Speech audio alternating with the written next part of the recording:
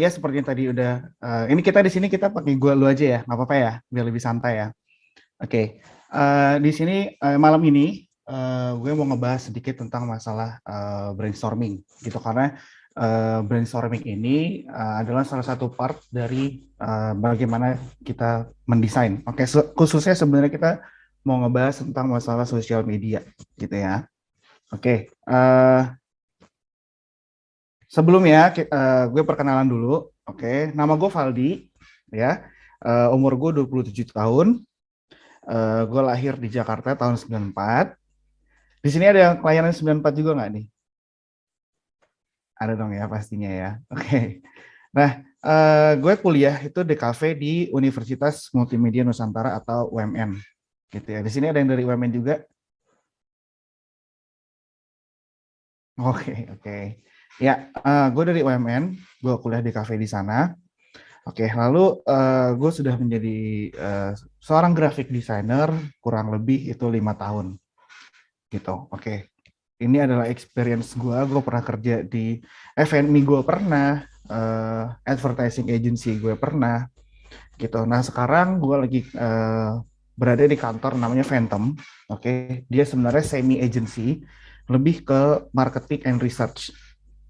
Oke, ya di mana gue di tim kreatifnya sebagai graphic designer gitu. Jadi dalam kurang 5 tahun itu ada 4 tempat inilah gue bekerja sebagai graphic design gitu ya. Oke, ya sekian perkenalan dari gue. Kalau misalkan nanti apa di tengah pembahasan ada pertanyaan atau mau nanya di grup chat boleh, atau mau langsung nanya aja, langsung nyalain aja mic-nya boleh ya. Oke. Oke, yang pertama kita akan ngobrolin tentang concepting and mind mapping. Oke, jadi sebenarnya concepting dan mind mapping ini merupakan tahap awal. Oke, merupakan tahap awal di mana kita bisa memulai sebuah desain yang diperlukan oleh klien. Oke, yang pertama brainstorming seperti yang pembahasan malam ini yang gue sebut di awal. Oke, apa sih brainstorming itu? Di sini kira-kira udah ada yang pernah tahu nggak brainstorming itu apa? Atau udah ada yang pernah melakukan brainstorming belum sebelumnya? Saya pernah Pak, Kak. Oke, udah pernah ya. Kerja di Iya. mana kalau boleh tahu? Oh, bukan kerja tapi di kuliah. Oh, di kuliah. Oke. Terus. Kayak emang dari mata kuliahnya aja. Oh, dari mata kuliah brainstorming ya. Iya. Oke. Ya, jadi brainstorming itu apa sih? Menurut teorinya, sebentar ya. Menurut teorinya, brainstorming adalah kegiatan berkelompok yang mana pesertanya itu saling berbagi ide mengenai suatu topik atau permasalahan. Pelaksanaan brainstorming itu membantu peserta mengekspresikan berbagai ide yang dimilikinya untuk kemudian dicatat. Nah jadi yang pertama brainstorming ini bisa dilakukan secara berkelompok. Namun kalau biasanya kalau gue brainstorming, gue biasanya cuma 2 sampai 3 orang. Biasanya tim desain aja nih di kantor yang brainstorming.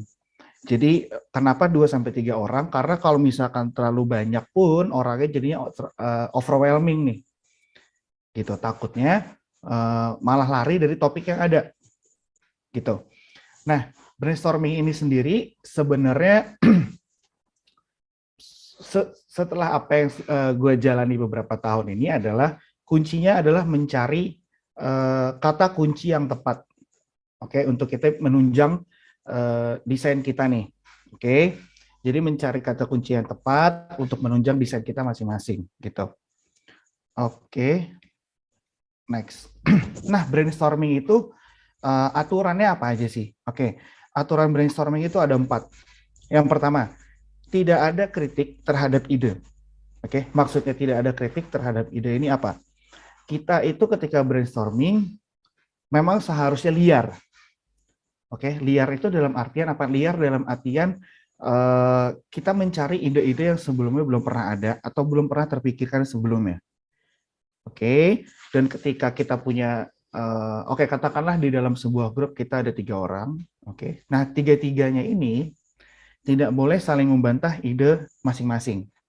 Oke, memang di brainstorming pertama ini kita memang harus seliar mungkin, gitu kan? Karena balik lagi kata kuncinya untuk kita bisa mendapatkan kata kunci yang tepat. Oke.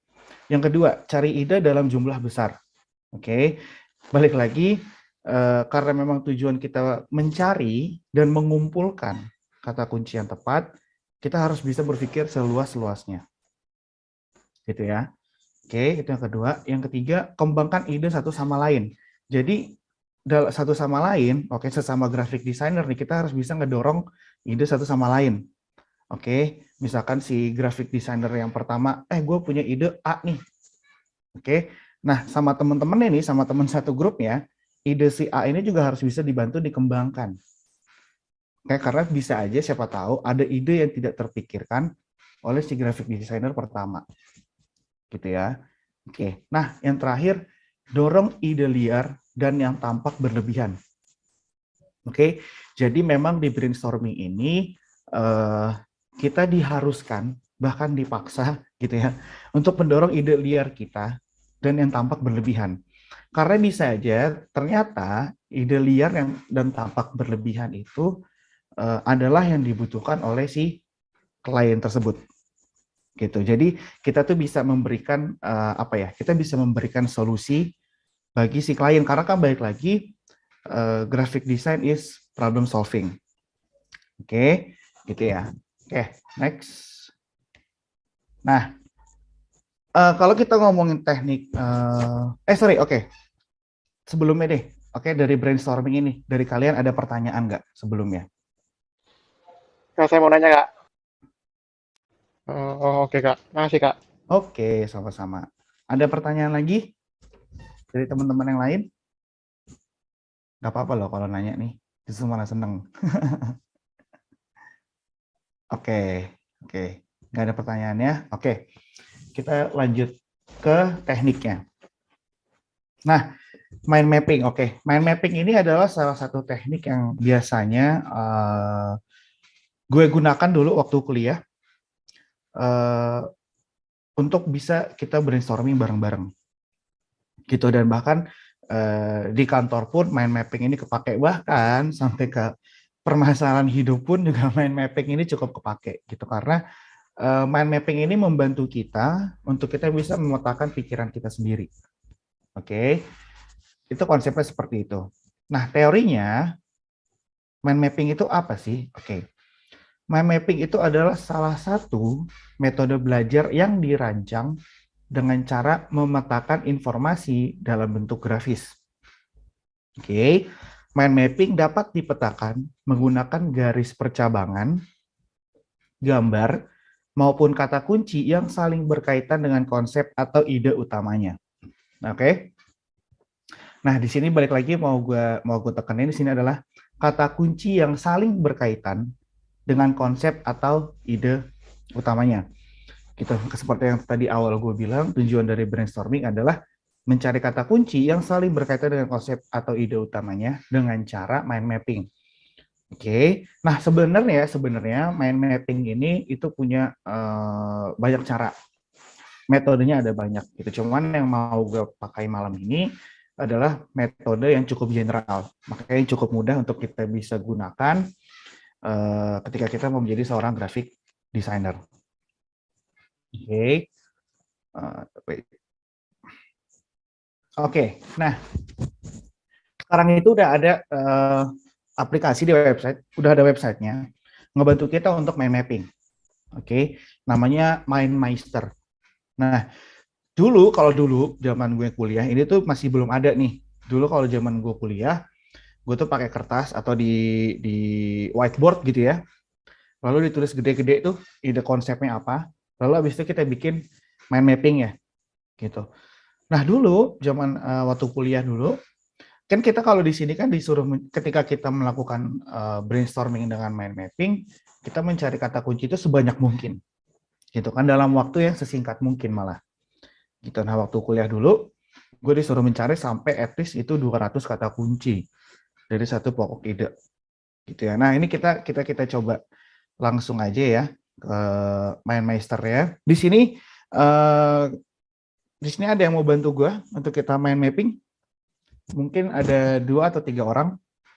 Bisa langsung open mic-nya aja kalau mau bantu ya. Sebentar.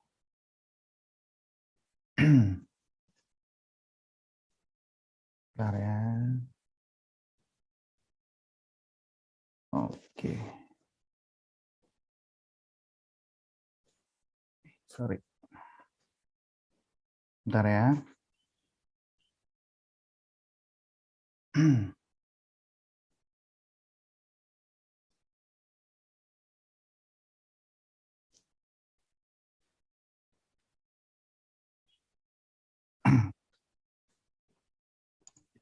Boleh, Kak? Oke. Ya, bentar ya.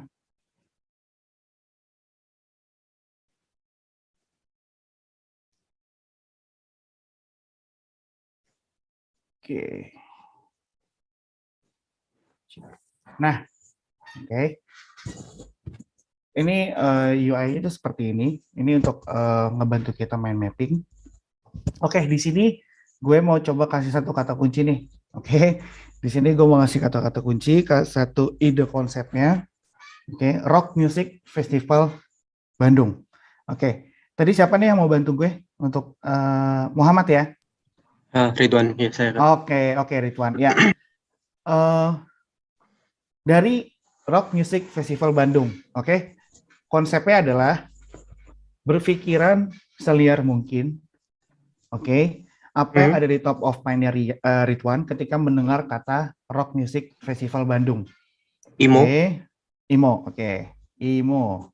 Oke, apa lagi? Ayo, Gitar. gitar. Oke, Ya. gitar. Apa lagi nih? Logo petir, Kak. Logo petir. Oke. Hardcore. Apa? Hardcore. Hardcore. Oke. Mikrofon. Api. Mikrofon terus yang talinya ngambang Mikrofon. gitu, Kak. Mikrofon terus. Apa lagi tadi? Api. Api. Oke. Asap. Asap. Oke. Apa lagi?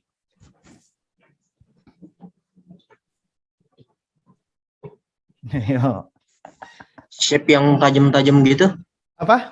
Shape yang tajam. Ya, shape-nya itu yang tajam-tajam. Apa ya bilangnya? Oh, ini logo band metalnya maksudnya? Iya. Oke.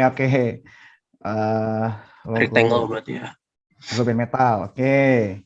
Ada lagi nggak? Drum. Oke. Ada lagi nggak? Atau mau dari kan ada imo, gitar, logo petir, hardcore, mikrofon, api, asap, logo band metal, drum, itu mau dipecah lagi juga boleh.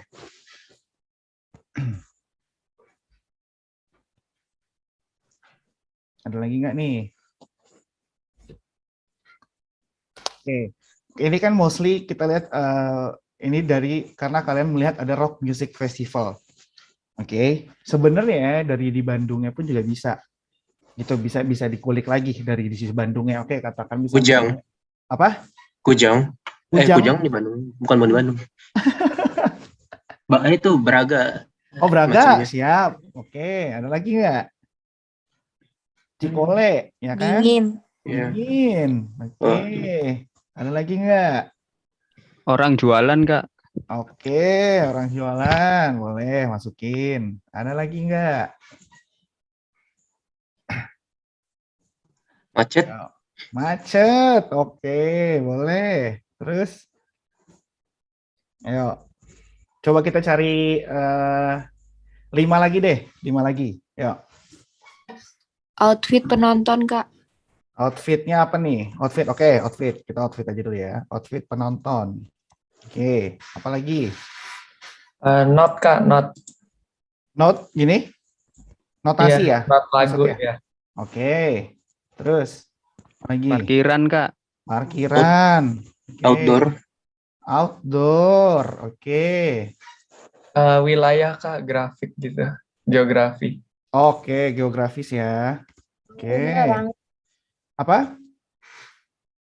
Panggung. Panggung. Oke. Panggung ya. Oke.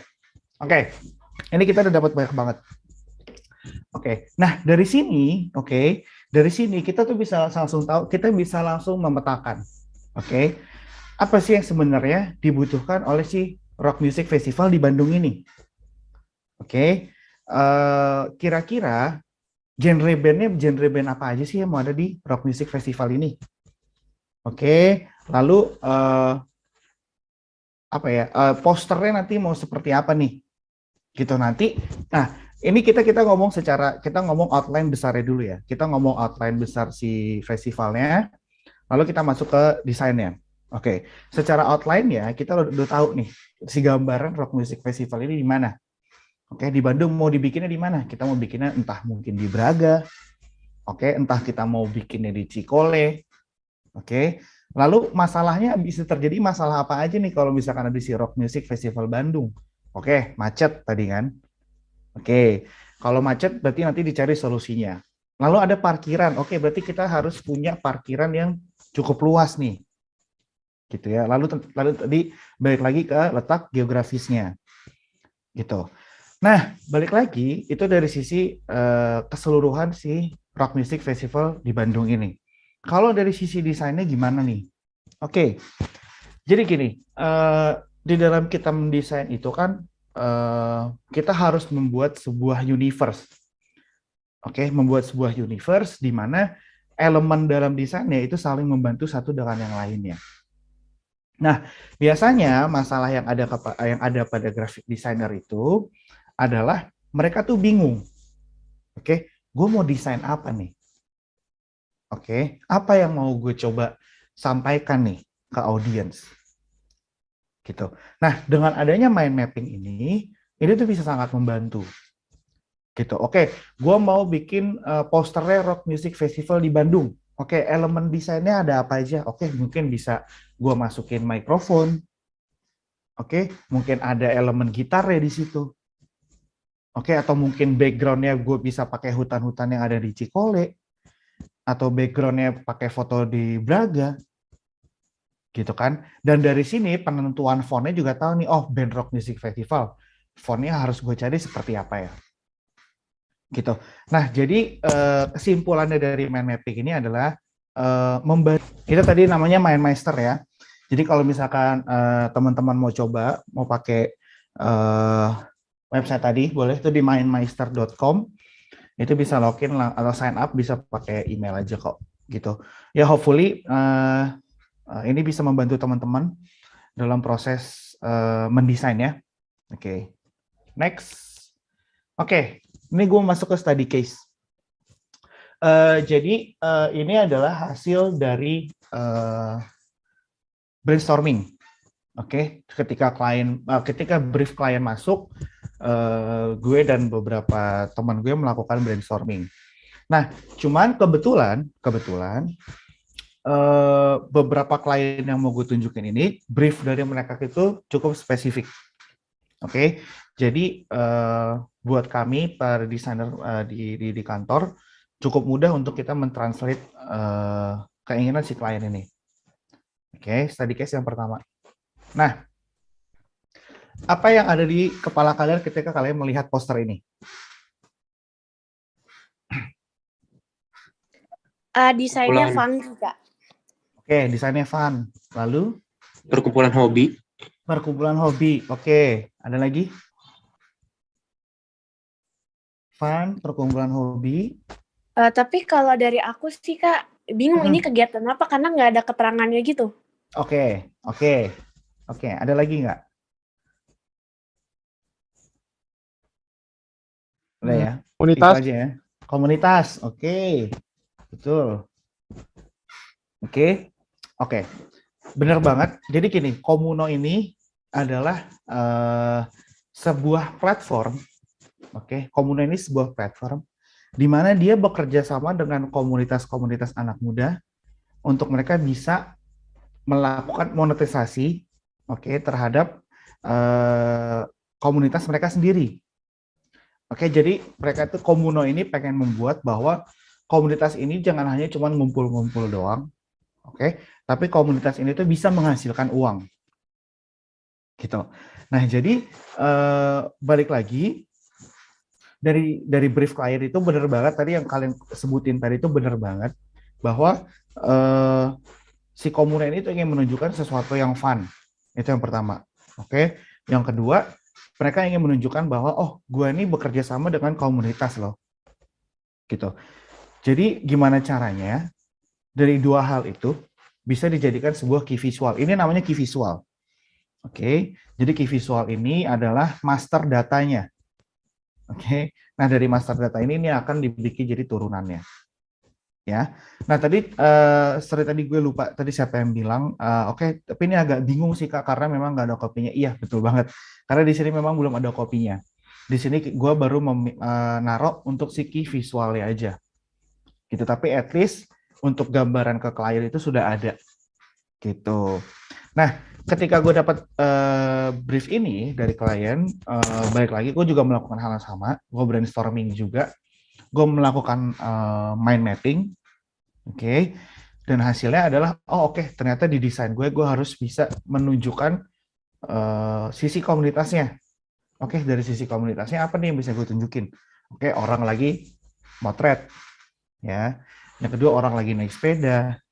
Oke, yang ketiga ada orang lagi nari. Oke, yang keempat ada sebuah grup kecil yang lagi bareng-bareng. Oke, nah di depannya di sini ada satu cowok muda. Oke, yang sebagai gambaran bahwa komunitasnya ada komunitas anak muda. Gitu. Oke, ini namanya komodo. Yang kedua. Nah, ini AHA Center. Oke, AHA Center ini adalah sebenarnya gini, ini AHA Center ini adalah satu bagian dari ASEAN. Oke, yang dimana mereka ini sebagai gerakan cepat tanggap. Oke, untuk kejadian bencana bumi di wilayah ASEAN. Oke, nah AHA Center ini mereka tuh pengen bikin podcast. Oke, mereka pengen bikin podcast. Oke, yang dimana tujuannya adalah biar orang-orang itu tahu di luaran sana bahwa AHA Center ini ada loh. Oke, AHA Center ini ada dan sebenarnya kita ada di tengah masyarakat. Karena permasalahannya dari AHA Center ini adalah masyarakat itu masih belum tahu apa yang ASEAN lakukan. Mereka tuh nggak tahu program-program apa yang ada di ASEAN. Oke, jadi tujuannya di sini adalah, yuk kita bikin podcast, biar tujuannya apa? Agar masyarakat di luar sana tahu nih. Oke, lalu briefnya datang seperti itu. Oke, lalu key visualnya mau seperti apa? Oke, balik lagi nih. Kita brainstorming lagi, key visualnya seperti apa. Fontnya mau seperti apa nih. Oke, di dalam desainnya mau ada elemen apa aja. Oke, nah makanya di sini gue taruh elemen ada agar dia terlihat podcast. Oke, gue taruh di sini ada mic deh. Oke, biar orang tahu juga AHA itu seperti apa. Ya udah, ini ada orangnya lagi pakai seragamnya AHA. Di bawah juga ada sosial medianya. Gitu. Jadi balik lagi karena tadi gue bilang brief dari klien yang kemarin ini cukup spesifik gitu ya. Jadi di gue cukup mudah untuk kita bisa nge-translate itu. Oke. Nah, ini yang terakhir. Ini programnya BRI namanya Brins Asri. Brins Asri ini sebenarnya adalah asuransi keluarga. Oke, lebih tepatnya asuransi rumah. Jadi mereka menjaga rumah dan isi rumahnya, gitu. Nah, sebenarnya kalau dari BRI ini balik lagi briefnya cukup spesifik. Warna yang mereka mau itu apa? Itu udah ada. Oke. Fontnya apa tuh mereka udah punya. Logonya udah ada. Mandatorinya udah ada. Mandatorinya apa nih? Logo-logo yang di atas sama yang di bawah ini mereka udah ada. Oke, desain thinkingnya di mana? Desain thinkingnya di tengah ini. Oke, dan ini pun buat mereka sudah cukup spesifik. Oke, gue mau dong lambang proteksinya, gue pakai bubble deh. Mereka nggak mau pakai shield. Oke, mereka nggak mau pakai payung karena itu udah terlalu biasa katanya buat mereka. That's why di sini gue pakai bubble nih. Ada bubble, isinya ada keluarga dan ada rumahnya. Gitu, karena baik lagi yang mau kita obrolin di sini straight ini adalah asuransi rumah dan keluarga. Gitu. Oke. Sampai sini dari 3 case study. Ini menurut gue cukup penting juga pembahasan ini. Collecting reference and creating mood board. Oke. Apa sih mood board itu? Kalau teorinya, sebentar ya. Kalau teorinya mood board apa? Mood board adalah komposisi atau kumpulan dari visual, gambar, atau objek lainnya yang umumnya dibuat untuk tujuan desain ataupun presentasi dengan klien. Oke, selain untuk klien, manfaat mood board juga bisa dirasakan oleh rekan satu tim saat ingin mengkomunikasikan konsep pada seluruh tim desain ataupun pada tim kreatif. Oke, jadi di sini gue mau mengandaikan mood board ini adalah jembatan. Oke, mood board ini adalah jembatan awal dari graphic design ke klien, oke, ataupun dari klien ke graphic design. Oke, atau dari graphic design ke sesama graphic design. Oke, karena gini, kalau misalkan sesama graphic design ya udah masih oke lah gitu. Kita masih bisa ngerti satu sama lain. Cuman yang sulit adalah dari klien ke graphic design karena nggak semua klien itu punya kemampuan untuk mereka bisa menceritakan briefnya dengan baik. Oke, karena mereka tidak mampu melakukan hal itu, ada yang namanya mood board nih. Nah, mood board inilah yang membantu mereka maupun kita sebagai graphic design untuk menjelaskan apa sih ide yang mau kita sampaikan. Gitu. Dan isi mood board ini tuh bisa macam-macam. Oke, karena tadi mood board adalah komposisi atau kumpulan dari visual, gambar atau objek lainnya yang bisa merepresentasikan ide si klien tersebut. Oke. Contohnya seperti apa sih mood board? Oke. Ini contohnya. Ini masih kasar banget. Mood board itu memang masih kasar banget untuk bisa kita jadikan acuan untuk mendesain. Oke, cuman at least kita udah bisa mendapatkan gambaran nih. Oke, si klien tuh maunya apa sih? Oke, arah desain itu mau seperti apa? Kira-kira foto yang mau digunakan itu seperti apa? Warna fotonya seperti apa? Font yang mau digunakan tuh yang seperti apa? Color palette-nya yang digunakan tuh mau seperti apa? Oke, tekstur yang mau dipakai itu tekstur apa? Gitu. Karena baik lagi seperti yang kita lihat di sini, ini tuh objeknya banyak banget di sini. Tuh di sini ada potongan kertas. Oke, tiba-tiba bisa ada stem yang di bawah menjulur seperti ini gitu kan. Foto-fotonya juga banyak. Di sini udah ada color palette-nya gitu. Nah, jadi mood board ini memang sangat-sangat membantu baik dari klien ataupun dari sisi graphic design untuk mereka bisa mengungkapkan ide apa yang mau mereka sampaikan.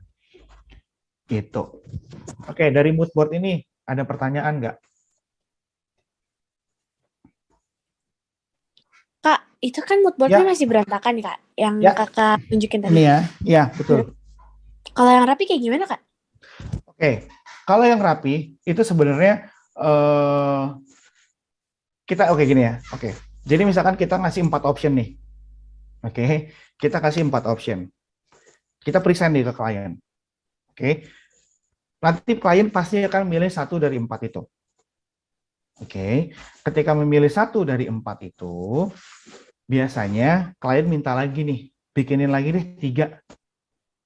Oke, 2 atau 3 deh, yang at least mirip sama yang seperti yang tadi dipilih. Oke. Dan lucunya, mood board itu nggak ada yang rapi. Oke. Mood board itu nggak ada yang rapi. Mood board itu bentuknya pasti akan seperti ini. Oke, mood board yang rapi itu paling cuma penempatannya aja lah. Penempatan si foto-fotonya lebih rapi, fontnya mau di mana. Yang ini cukup rapi nih. Yang ini cukup rapi, yang kanan. Oke, kalau yang kasar banget ya ini nih. Ini. Jadi memang sebenarnya balik lagi mood board itu lebih ingin menunjukkan rasanya itu seperti apa. Gitu. Kalau misalkan terpilihlah yang ini. Gitu kan. Oke, fontnya kita mau menggunakan jenis fontnya yang seperti ini. Bukan berarti font ini yang kita pakai. Gitu kan. Kita bisa ngasih beberapa option font yang mirip seperti ini. gitu kan. Kita bisa ngasih warna-warna fotonya mau seperti apa, color palette-nya bisa kita explore lagi. Gitu sampai nanti ketemu titiknya klien bilang, oh iya oke, ini yang gue mau. Gitu. Nah, dari situ, dari mood board, baru kita meluncur ke reference. Gitu. Nanti akan gue jelaskan reference itu setelah mood board ini. Gitu. Dari mood board ini masih ada pertanyaan lagi nggak? Tadi pertanyaannya sudah terjawab belum?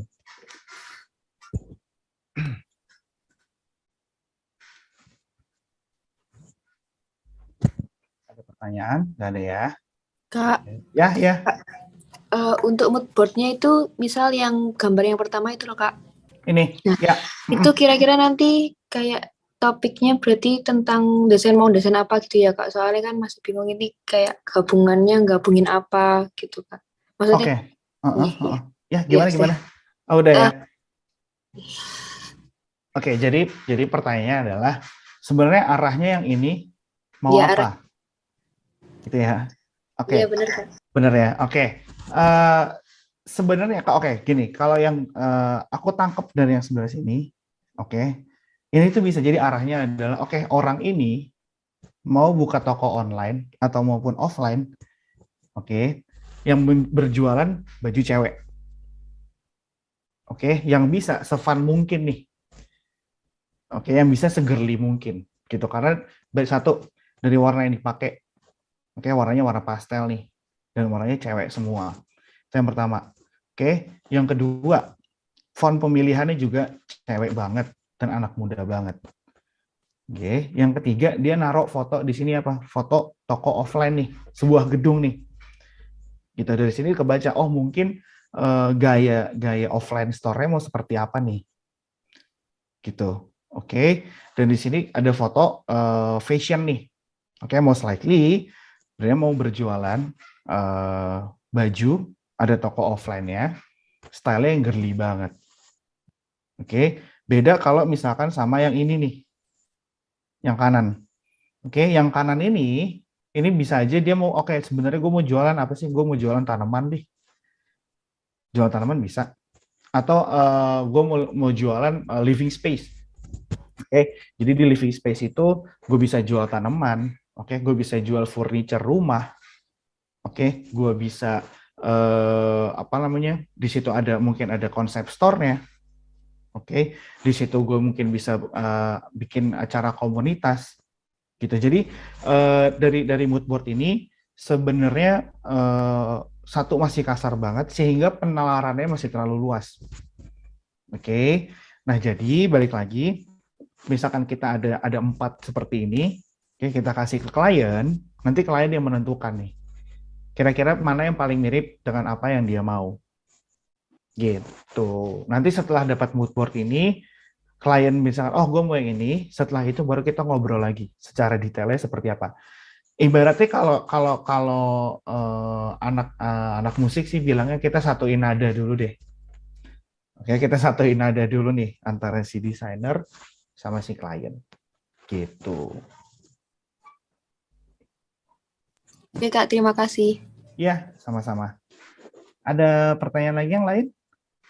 Kak, ini mood board itu dari kita sebagai graphic design kasih ke klien atau klien yang kasih mood board-nya? Mood board ini bisa dari kita ke klien. Kalau ada bisa dari klien ke kita juga bisa. Gitu, cuman most likely dari klien ke kita itu jarang banget. Jadi most likely mood board ini dari kita ke klien. Gitu. Terus kalau misalnya dari step-stepnya, apakah mood board itu penting buat kasih ke klien? Pertanyaannya penting atau tidak? Penting. Karena gini, di lapangan ya, gitu ya, di lapangannya, mood board ini akan terpakai kalau misalkan brief dari klien ini kurang jelas. Jadi kalau misalkan brief dari klien ini kurang jelas, kan di kita jadinya abu-abu nih. Kita jadinya bingung. Ini sebenarnya si klien A ini maunya apa sih? Nah dari keabu-abuan itu, ya udah kita coba restruktur deh satu-satu. Maksudnya dia apa sih? Gitu loh. Apa sih yang mau dia sampaikan tuh sebenarnya apa? Gitu, makanya kalau bikin mood board itu jangan cuma 1 atau 2. At least ada 3 sampai 4. Gitu. Nanti setelah kita bikin mood board-nya, kita ketemu lagi sama klien. Pak, ini gue udah bikin nih mood board-nya ada 4. Oke, kira-kira mana yang dari 4 ini sesuai dengan keinginan Bapak kemarin? Gitu, biarin aja dia yang milih. Oke, setelah dia milih, oke, nanti dia milih sih yang ini deh. Saya pilih yang nomor 2 gitu. Oke, dari nomor 2 ini nih Pak, kira-kira Bapak tuh sebenarnya apa yang Bapak inginkan dari si mood board yang nomor 2 ini? Oke, karena kita gini, kalau biasanya gue sama klien, kalau memang nggak tahu ya, mungkin karena gue orangnya cukup strict juga. Jadi kalau klien nggak jelas, gue akan bilang dia nggak jelas, gitu. Oke, cuman ya itu jangan ditiru gitu. Cuman biasanya karena komunikasi kurang jelas, mood board ini biasanya jadi perantaranya, gitu. Karena memang gini, sebenarnya gini, mood board ini dipakai kalau misalkan memang kliennya memang nggak tahu gimana caranya berkomunikasi. Oke, kalau memang sama sekali dia nggak ngerti cara komunikasinya, ya udah kita bikin mood board. Oke, cuman kalau misalkan kita langsung nangkep apa maunya si klien ini dari briefnya dia, ya udah mood board kita skip aja. Gitu. Kita bisa langsung ke reference. Jadi kalau misalnya emang nggak jelas dari kliennya, baru kita kasih mood board. Terus kalau misalnya mood board itu kita ngambil foto-foto dari Google atau gimana? Itu boleh. Mau dari Google, mau dari manapun boleh. Dari manapun boleh. Jadi kita nanti langsung taruh di satu kertas gitu, jadi nanti biar dia yang liatin gitu ya? Iya. Nah, mau dibikinnya digital di Photoshop boleh. Jadi kita bikin digital terus kita print. Atau mau gunting-gunting dari majalah, terus kita tempel di kertas, boleh banget. Bebas, itu bebas. Oke, thank you Kak. Oke, sama-sama. Kak, ada pertanyaan lagi yang lainnya? Kak, berarti mood board bisa diganti dengan sketch gitu ya, Kak? Bisa. Oke. Bisa. Mood board bisa diganti dengan sketch.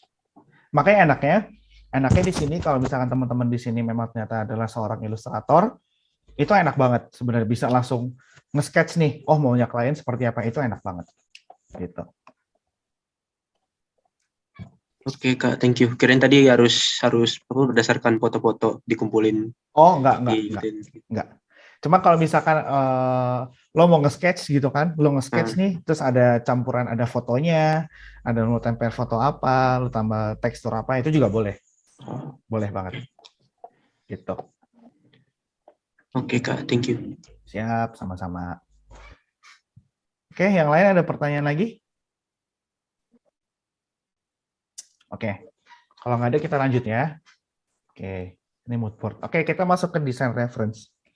Oke, gini, dulu referensi desain ini gue di kantor, gue di agency, gue dipaksa banget sama creative group head gue untuk tiap hari lo harus nyari referensi desain sebanyak-banyaknya. Oke, kenapa? Karena balik lagi referensi desain ini yang mengolah intuisi kita sebagai graphic design. Oke, ketika kita membaca sebuah brief. Oke, nah di sini, apa sih keuntungannya kita punya referensi desain yang banyak? Oke, melihat banyak referensi merupakan salah satu cara untuk mengembangkan skill desain. Oke, dengan melihat banyak referensi akan memberi ide baru bagaimana untuk menyusun sebuah layout yang menarik. Oke, gimana cara nyari font yang menarik. Oke, color palette yang bagus. Oke, maupun style design. Oke, karena mungkin kalau teman-teman di sini ada yang sering lihat Behance, mereka tuh sering bikin namanya design trends. Oke.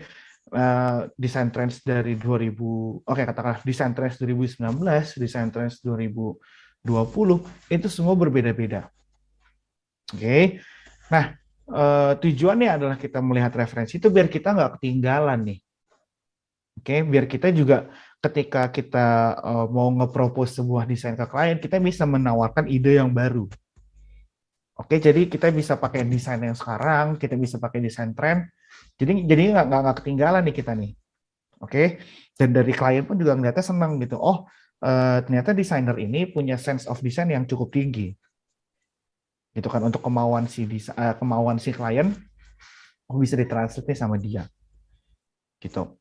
Oke, tapi teman-teman di sini, oke, sebelumnya gini, di sini teman-teman ada yang emang udah backgroundnya graphic design kah?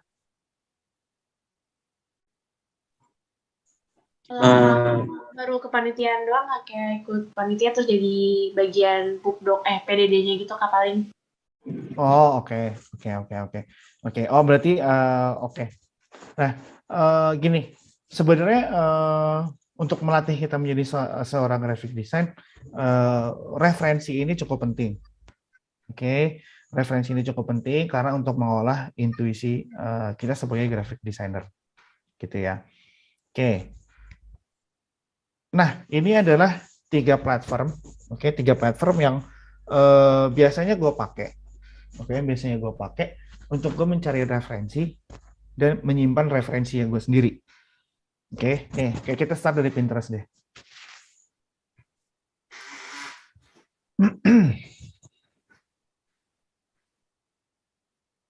Nah, ini. Nah, di Pinterest ini enak banget sebenarnya. Di Pinterest, kalian tuh bisa bikin board referensi kalian sendiri. Oke. Ini ada beberapa band yang waktu itu gue kerjain, dan gue nyimpan referensi desainnya itu di sini. Gitu. Jadi nggak kecampur-campur nih di antara beberapa brand tuh nggak kecampur-campur. Gitu. Oke. Misalkan yang ini Phantom. Ini referensi desain untuk Instagramnya Phantom ya, terlebih untuk Instagram gitu. Oke. Jadi tujuannya dari ini adalah, misalkan gini, gue mau bikin konten Idul Adha dong. Oke, gue mau bikin konten Idul Adha nih. Kira-kira desain yang asik kayak gimana ya? Gitu. Kalau kita banyak referensi, kita di otak kita tuh langsung mikir, oh gue mau layoutnya kayak gini nih. Oh, fontnya gue mau kayak gini. Gitu. Oh, warna yang mau gue pakai itu seperti ini. Gitu. Jadi memang benar-benar melatih intuisi yang ada.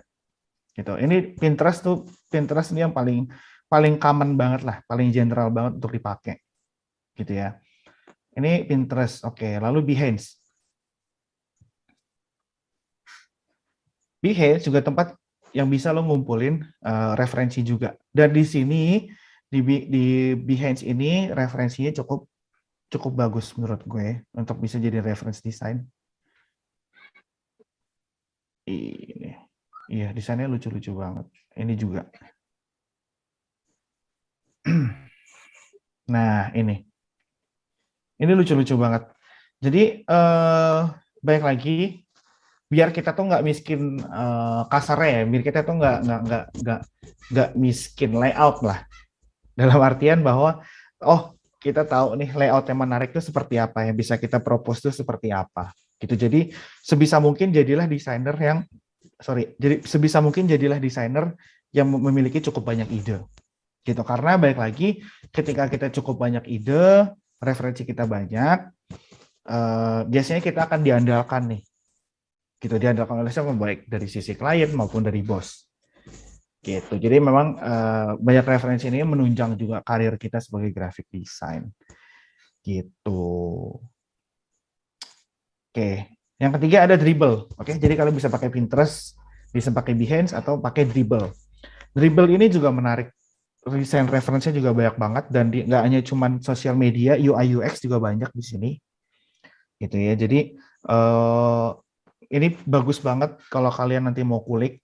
Gitu ya, di sini udah ada case study-nya udah ada, gitu ya. Jadi ini enak banget, Dribbble-nya enak banget, gitu, untuk kalian kulik-kulik,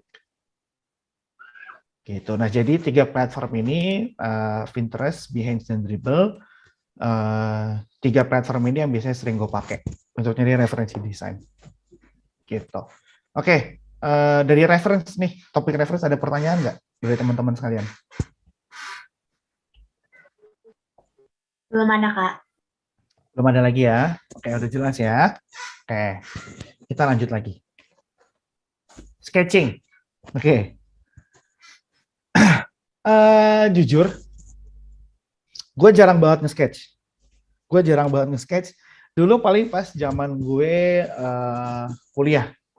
Zaman gue kuliah gue masih nge-sketch dulu karena itu dipaksa sama dosen kayak nih kayak gini nih persis layout gini. Oke, lu coba bikin 50 layout deh poster. Gitu kan 50 layout. Oke, 100 layout gitu ya. Kalau dosen mah enak aja gitu kan. Tapi yang bingung kan kita gitu kan. Cuman akhirnya gue tersadar apa maksudnya mereka tuh sekarang setelah kerja. Gitu kan. Balik lagi ya itu jadinya referensi. Gitu kan. Oh, gue pernah bikin layout yang kayak gini nih. Gue pernah bikin layout. Jadi bank idenya banyak nih. Gitu. Dan most likely kalau teman-teman gue biasanya ngereferensi itu untuk bikin apa? Ini, bikin logo. Oke. Makanya tadi gue bilang teman-teman di sini kalau misalkan memang ilustrator gitu kan atau emang jago gambar itu udah enak banget. Oke, jadi bisa langsung ngasih ngasih raw sketch tuh kayak gini ke klien tuh bisa nih. Ini enak banget ini bisa ngasih kayak gini gitu. Kalau karena gua nggak bisa nge-sketch langsung di kertas gitu, gua langsung ke Photoshop biasanya. Gitu, gua langsung ke Photoshop. Kayak agak cukup repot sih gitu. Cuman ya balik lagi kalau teman-teman di sini memang suka ngegambar itu enak banget. Gitu dan gambar itu bisa dilatih sebenarnya. Cuman gue karena kadang gue suka males ya, gitu kan. Cuma jangan ditiru gitu. Cuman kalau misalkan kalian bisa nge-sketch itu enak banget. Ini menjadi salah satu senjata graphic design juga nih. Gitu biar kerjanya juga makin cepat, makin efisien, gitu kan, dan nggak menghabiskan waktu yang cukup lama. Gitu. Dan most likely balik lagi sketching ini dipakainya untuk mau desain logo. Desain logo sih paling banyak itu desain logo. Gitu kalau nge-sketch. Oke. Kita next ya. Oke, choosing font alternative. Oke. Yang harus kalian tahu bahwa gini, font itu ada 2 jenis. Oke. Font yang ada 2 jenis. Yang pertama itu adalah sans serif. Oke, yang kedua serif. Oke, jadi font itu ada 2 jenis, sans serif dan serif. Oke, sans serif ini apa sih? Oke, sans serif ini cenderung menggambarkan kesederhanaan, kemurnian, efisien, dan modern. Oke, jadi font sans serif ini most likely jenis-jenis atau tipe font yang memang modern sekali. Gitu, oke. Contohnya kayak apa nih yang gue pakai di Professional Bootcamp program ini, sans serif. Oke. Lalu apa nih logo-logo brand-brand gede ini? Oke, ada Gojek, ada Google, ada Netflix. Oke. Mereka pakai fontnya sans serif. Oke, karena mereka menggambarkan apa? Mereka ingin menggambarkan satu hal yang modern. Oke, efisien dan kesederhanaan. Karena kita ngelihat dari 3 logo ini nih, nggak ada yang complicated logonya.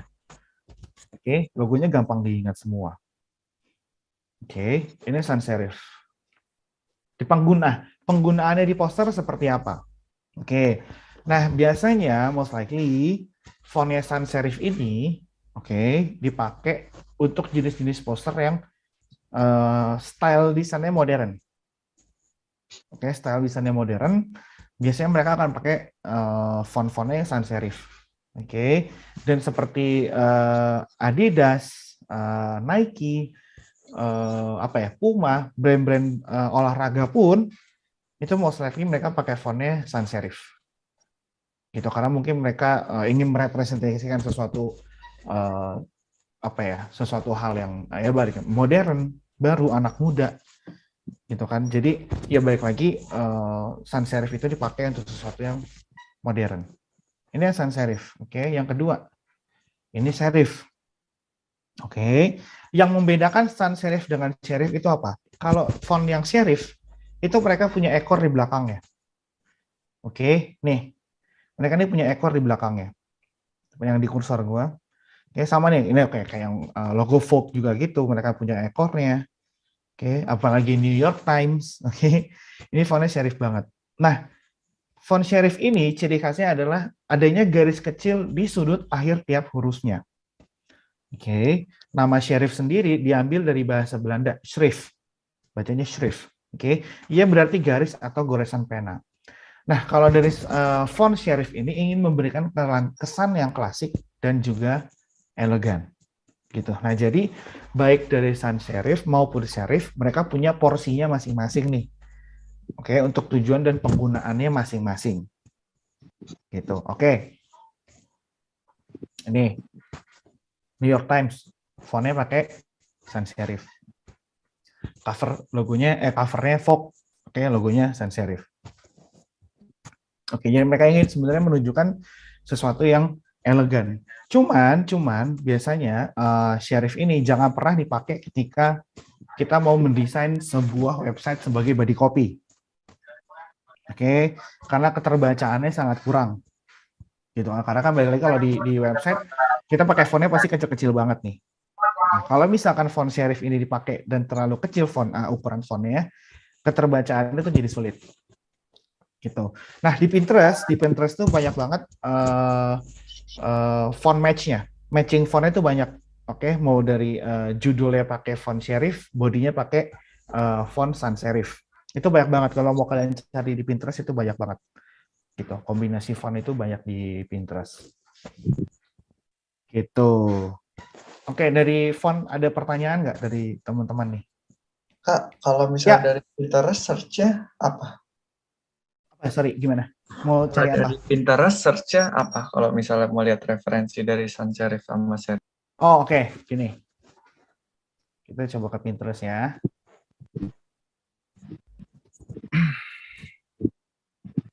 Maksudnya kalian mau cari font matching-nya ya? Yes. Oke. Kita cari di sini font pairing. Nah, nih. Ini. Nah, di sini, ini kalau kalian bisa lihat, ini ada perpaduan dari si serif dan sans serif. Oke, nih lebih jelasnya deh. Hey, what's wrong? Oke, wait. Nah, ini.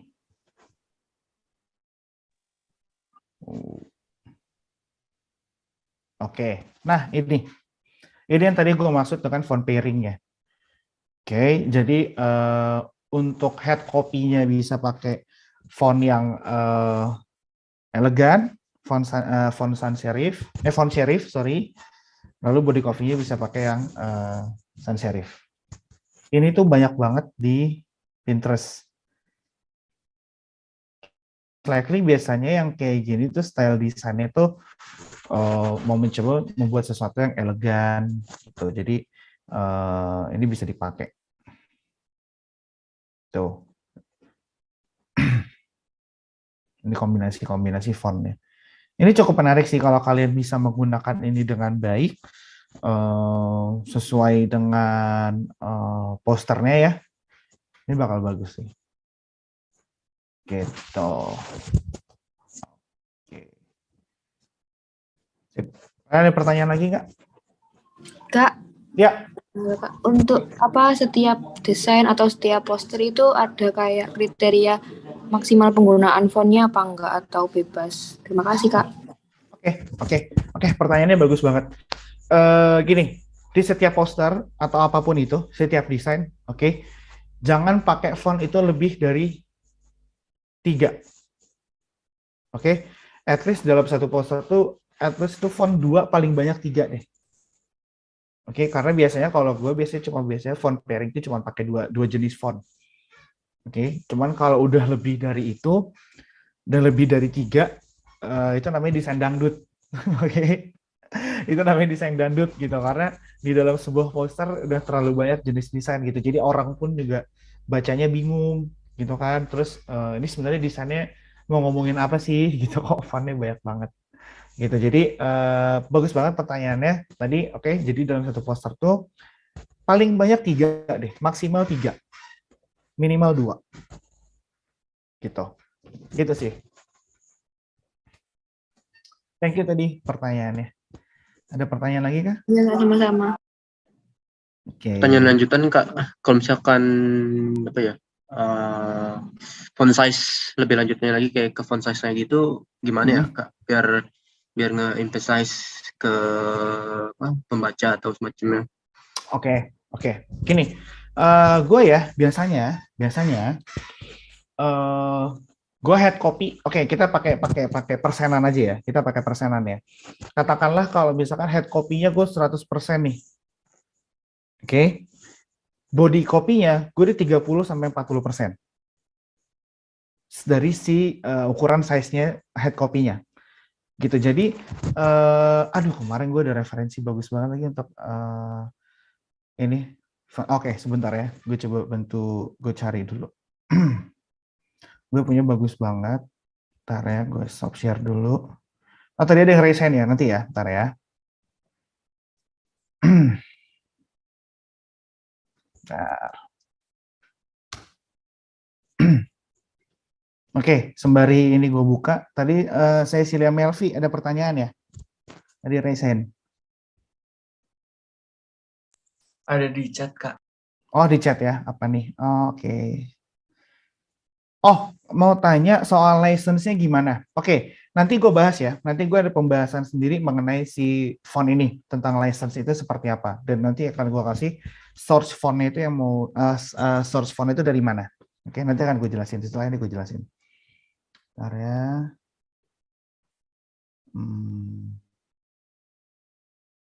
Gue lagi nyari, ini tuh bagus banget. Jadi untuk referensi kalian bisa mencari penggunaan font yang tepat sesuai dengan ukurannya. Ini tuh bagus banget. Oke, ini.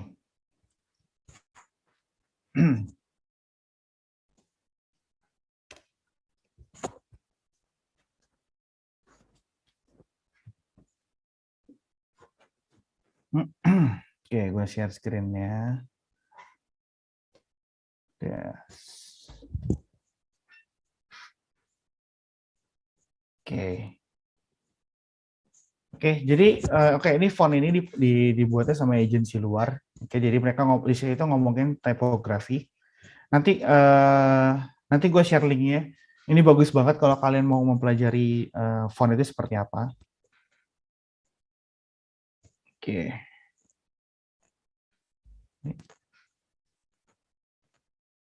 Sorry. Wait.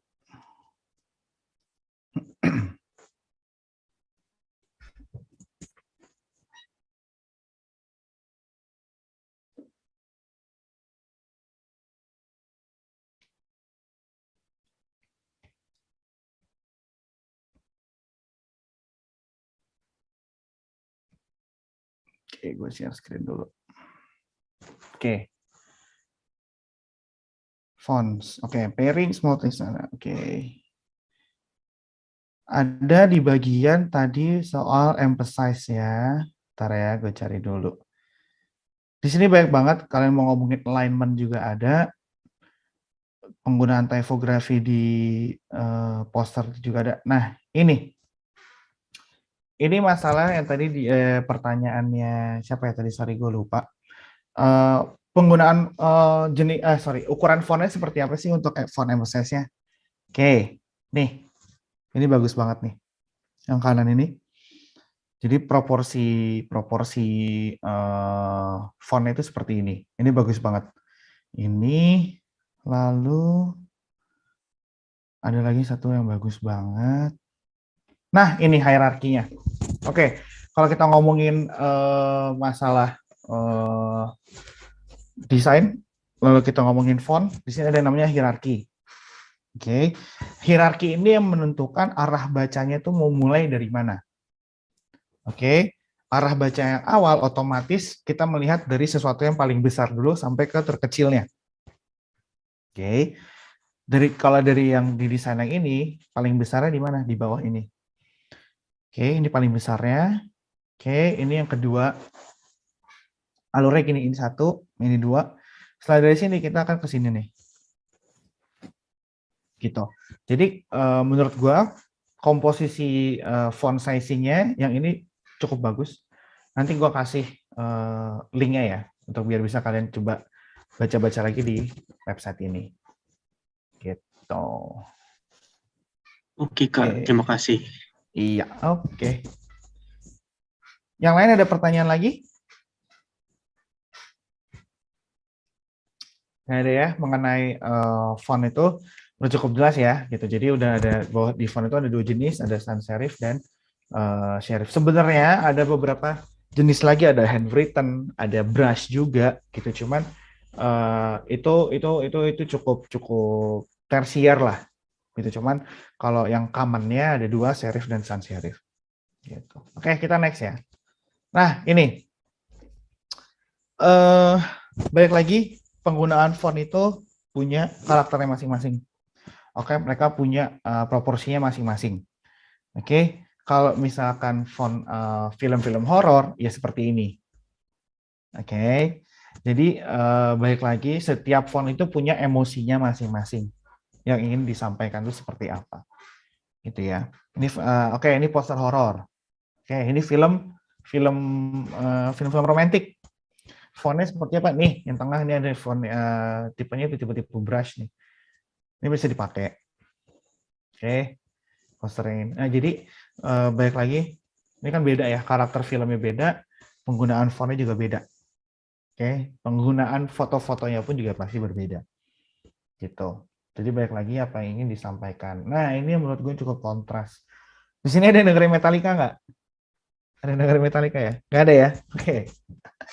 Oke, jadi balik lagi kalau kita ngomongin band Metallica itu ya band metal gitu, terus poster acara band jazz ya udah pasti punya warnanya masing-masing lah, gitu kan. Cuman kalau kalian ngebayang akan cukup aneh kalau misalkan acara jazz ini pakai fontnya Metallica dan Metallica pakai fontnya si acara jazz, itu udah pasti aneh banget. Oke, kalau anak musik bilangnya suaranya false lah, gitu ya, karena nggak sesuai nih dengan tonasinya, gitu. Oke.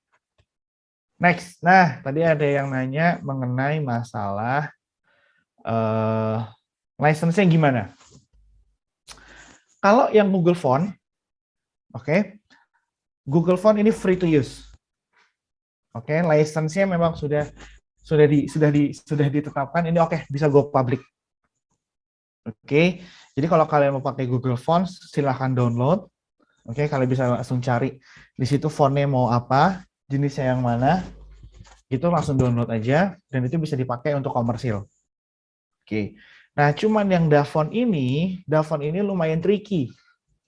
Oke, kalau Dafont ini ada yang punya untuk free for personal use. Oke, jadi hanya untuk konsumsi pribadi nih. Gitu. Kalau untuk keperluan komersial ada sih di situ beberapa. Gitu. Nah, itu yang harus diperhatikan. Oke, contohnya seperti ini. Oke. Nah, ini keterangan itu ada di sebelah kanan. Oke, kalau dia bilang di sini free for personal use, berarti jangan dipakai untuk komersil. Oke, cuman kalau yang ini, kalau nggak ada tulisan free for personal use, ini bisa dipakai untuk komersil nih. Oke, bedanya di situ. Jadi kalau mau pakai dari Dafont, yang diperhatiin tuh ininya ya. Nih, ini harus diperhatiin. Kalau Google Font, udah ini free. Kalian mau ngambil yang mana, kalian mau download yang mana, itu udah free, mau dipakai untuk komersial. Oke, kalian bisa search fontnya apa, kalian bisa type something di sini, rock festival. Ya, langsung kelihatan nih di sini mana nih yang kira-kira fontnya cocok nih buat kita pakai gitu. Gitu. Jadi kalian bisa pakai dua ini nih. Ada Google Font maupun dari Dafont. Gitu. Oke. Di sini ada pertanyaan? Dari teman-teman? Nggak ada ya? Oke, kita lanjut ya. Mau nanya, Kak. Oh iya, oke, boleh. Selain dari font source yang keduanya ada lagi nggak, Kak? Selain Dafont dan Google Font. Oke. Sebenarnya di luaran itu banyak banget. Oke. Cuman selain dari dua ini, pertama kenapa gue milih dua ini? Karena ngebaca license-nya itu gampang banget. Langsung ketahuan, oh ini bisa dipakai atau enggak. Oke, yang kedua UI-nya paling gampang. Karena sisanya kita mau download fontnya aja itu ribetnya setengah mampus. entah gue nggak ngerti kenapa kita dipersulit gitu kan. Kalau emang nggak mau dikasih free ya udah nggak usah dikasih free gitu. Karena ketika kita masuk ke website ini, misalkan ke website A gitu, kita pengen pakai font itu, kita tuh dipersulit gitu. Lo harus ke sini dulu, lo harus apa dulu, lo harus apa dulu, baru lo tuh dapat si fontnya gitu. Nah jadi sebenarnya di luaran itu banyak banget. Dan kalau kalian bisa menemukan source font yang menurut kalian lebih nyaman, ya nggak apa-apa. Gitu. Cuman kalau dari gua selalu mengandalkan dua ini, si Google Font sama si Dafont ini. Gitu. Kak mau nanya kan Ya. kalau sekarang kan zamannya biasanya kayak beli akun website di Shopee gitu kan Kak. Nah itu kan nanti kita bisa akses ke website terus bisa dapat beberapa font. Nah tapi kita itu harus download lisensinya. Nah kayak gitu kan memang apa ya jangka waktunya akun itu kan cuma misal 1 bulan. Habis itu kan udah nggak bisa lagi. Kira-kira kalau itu dipakai komersial itu tetap berpengaruh aman apa enggak ya Kak? Nah, makanya balik lagi, yang kalau kayak gitu tuh, jujur aku tuh belum pernah pakai yang kayak gitu atau yang dari Shopee atau dari mana itu aku belum pernah. Oke, cuman gini, takutnya ketika masanya itu sudah habis, masa berlaku license-nya itu habis. Oke, nah yang paling serem ya ketika masa license udah habis nih, terus ketahuan nih sama yang bikin fontnya, kita tuh bisa dituntut. Oke, karena waktu itu udah ada pernah kejadian desainer dia nyomot dari website, gitu dia nggak baca license-nya, gitu. Dia tuh kalau nggak salah dia dituntut sampai 1 M lebih kalau nggak salah, gitu. Jadi balik lagi pemilihan font ini dari dua ini yang menurut gue cukup aman. Oke. Cuman dengan beberapa notes tadi di Dafont, please dilihat itu free untuk personalis atau commercial use. Gitu ya. Cuma kalau Google Font udah itu bisa dipakai sama siapa aja. Oke, ini ada pertanyaan kalau mau nanya bisa beli license for komersial itu berlaku sekali pembelian atau bisa kita pakai di brand lain. Ini tadi yang nanya open mic tadi ya? Atau beda? Beda Kak. Oh beda ya, beda. Oke. Kak mau nanya lagi, kalau misal kita beli license for komersial, itu berlaku 1 kali pembelian, atau misal kita mau pakai di brand lain bayar lagi? Oh, ini berlaku untuk 1 kali pembelian. Oke, jadi kita beli nih license-nya, kita beli itu udah hak milik kita. Oke, ketika udah jadi hak milik kita bisa pakai ini ke beberapa brand. Oke, cuman takutnya kalau misalkan kalian punya 3 brand, oke, 3 brandnya punya 3 font yang sama nih, atau at least katakanlah mau dipakai untuk logo, at least jadi ada kesamaan nih. Nah nanti kliennya ini kalau bisa ngeliat satu sama lain, jadi yang dipertanyakan tuh jadinya kamu. Oke, jadi makanya balik lagi, ya sebenarnya pinter-pinternya kita ngatur sih, pinter-pinternya kita ngatur. Kalau misalkan kita punya font nih, enaknya mau dipakainya kayak gimana? Gitu. Cuman kalau balik ke pertanyaannya, ya itu berlaku ketika kita beli. Oke, ya udah license-nya kita udah beli, ya udah itu terserah kita mau pakai apa. Gitu. Jadi begitu misalkan ada terjadi masalah, oh enggak, kok gue udah punya license-nya, gue udah beli. Gitu. Oke, dan by the way, harga font itu cukup mahal ya. Gitu. Jadi balik lagi tadi di sini gue ngasih referensi di mana yang lo bisa dapetin for free. Gitu. Oke, sama-sama. Ada pertanyaan lagi kah yang lain? Kalau yang font jenisnya free for personal use itu berarti untuk diupload ke Instagram atau sosial media lain itu nggak apa-apa, Kak? Oh itu nggak boleh, itu nggak boleh. Nggak boleh. Ngedep aja di laptop udah. Berarti emang buat pribadi doang ya? Iya, buat pribadi doang. Mau kalian pakai untuk jadi portofolio, please jangan deh. Karena kita ngindarin aja hal-hal yang kan balik lagi personal use itu kalau misalkan kita udah bisa dilihat banyak orang itu kan jadinya komersial ya. Kita takutnya ntar kita tuh disunya dari situ. Gitu. Oke, yang lain ada pertanyaan lagi? Nggak ada ya? Kita lanjut ya. Oke, ini font sources. Next, oke, creating color palette. Oke, balik lagi tadi warna ini juga salah satu elemen penting dalam desain juga. Oke, karena warna ini juga cukup cukup berperan besar lah, bukan cukup sih, lumayan besar berperan dalam desain kita ya. Oke, kalau kita ngomongin warna itu punya psikologinya masing-masing. Oke, warna itu punya psikologinya masing-masing. That's why penggunaannya pun juga punya porsinya masing-masing. Ya, jadi kalau kalian mau bikin desain yang seneng, kalau mau bikin desain yang seneng, yang gembira, ya jangan pakai warna yang gelap. Oke, cuman kalau kalian mau desain yang kayaknya mau bikin poster horor nih, gitu, atau mau bikin poster film-film yang sendu atau gimana gitu, ya jangan pakai warna yang terang, gitu. Nah, balik lagi. Baik dari warna terang maupun warna gelap ini, mereka tuh juga punya color palette-nya. Oke, karena nggak semua warna itu kalau dipakai bersamaan dalam satu desain itu bakal bagus hasilnya, nggak kayak gitu ya. Nah, kalau kita ngomongin warna itu ada teorinya sebenarnya. Oke, jadi ini sekilas info aja untuk kalian gitu, untuk kalian bisa tahu bahwa warna ini ada teorinya loh. Oke, jadi warna itu dibagi ke dalam 3 jenis. Oke. Warna itu ada yang pertama warna primer, yang kedua warna sekunder, yang ketiga warna tersier. Oke. Warna primer itu apa? Warna primer adalah kelompok warna yang bukan hasil dari campuran warna lainnya.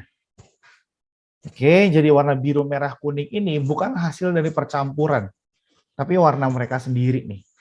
Oke, warna primer nih. Oke. Yang kedua, warna sekunder adalah warna kelompok warna yang adalah hasil percampuran dari warna primer dengan proporsinya 1:1. Oke, jadi merah dicampur kuning itu jadinya jingga, kuning dicampur biru jadinya hijau, biru dicampur merah jadinya ungu. Oke, itu warna sekunder ya. Lalu warna tersier adalah warna yang dihasilkan dari campuran satu warna primer, oke, dari warna primer dicampur dengan warna sekunder, oke, muncullah warna tersier. Gitu. Jadi color teorinya itu seperti itu. Kayak warna itu ada 3 jenis. Nah, balik lagi dari warna ini sendiri punya color psikologinya masing-masing. Oke, mereka punya kegunaannya masing-masing. Kalau gue mau nunjukin merah apa ya? Gue marah, ya marah tuh warnanya merah. Oke, gue mau pakai matahari, ya gue pakainya warna kuning. Matahari nggak mungkin pakai warnanya coklat, gitu kan? Oh, gue mau laut, ya laut warnanya biru, gitu kan, nggak mungkin pakai warna ungu. Jadi please balik lagi, warna ini tuh punya maksud dan tujuannya masing-masing. Kalau kalian mau belajar color psikologi lebih terincinya lagi, di Pinterest itu ada banyak banget. Oke, di Pinterest tuh banyak banget, kalian bisa belajar di situ. Atau kalian cuma sekedar googling aja color theory, itu ada banyak banget. Atau color psikologi, oke, itu banyak banget. Next. Nah, ini adalah contoh color palette nih. Oke. Jadi biasanya gue kalau misalkan ngedesain nih, ya, gue nyari color palette di Pinterest gitu ya. Terus gue drag ke desain gue, terus gue cobain satu-satu nih warnanya. Kira-kira udah enak belum nih komposisi warnanya? Gitu. Biasanya gue pakai 2-3 color palette, gue cari, terus gue coba-cobain di desain gue. Cuman di awal harus ditetapin dulu nih, warna yang seperti apa yang mau gue pakai. Baru dari situ lanjut ke cari di Pinterest tuh mau warna apa. Nah, bagusnya sekarang, bukan sekarang sih, ini dari dulu, Adobe tuh punya website, oke, untuk ngebantu kalian memilih warna. Oke, untuk membantu memilih color palette yang kalian mau nih. Oke, gue tunjukin. Ini Adobe Color. Oke. Banyak banget. Jadi kalau kalian mau, gue mau shade dari warna green deh, shade-nya nih, oke, ada. Nih, kalian tinggal pencet di sini, color themes, oke.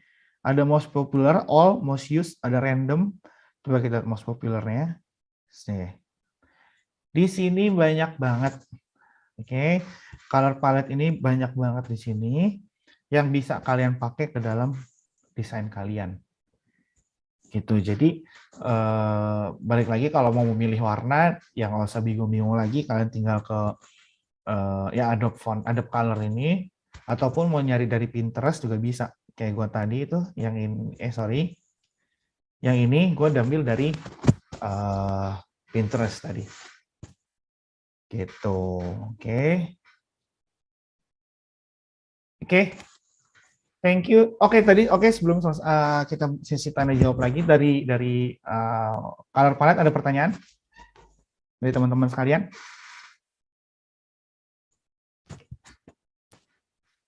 Nggak ada ya? Dari teman-teman nggak ada ya, di kolom chat juga nggak ada. Oke. Pencet lagi. Oke, thank you semuanya udah mau mendengarkan materi dari gue malam ini. Kalau kalian masih ada pertanyaan dari awal, mungkin dari akhir, monggo. Karena kita sesi tanya jawab dulu.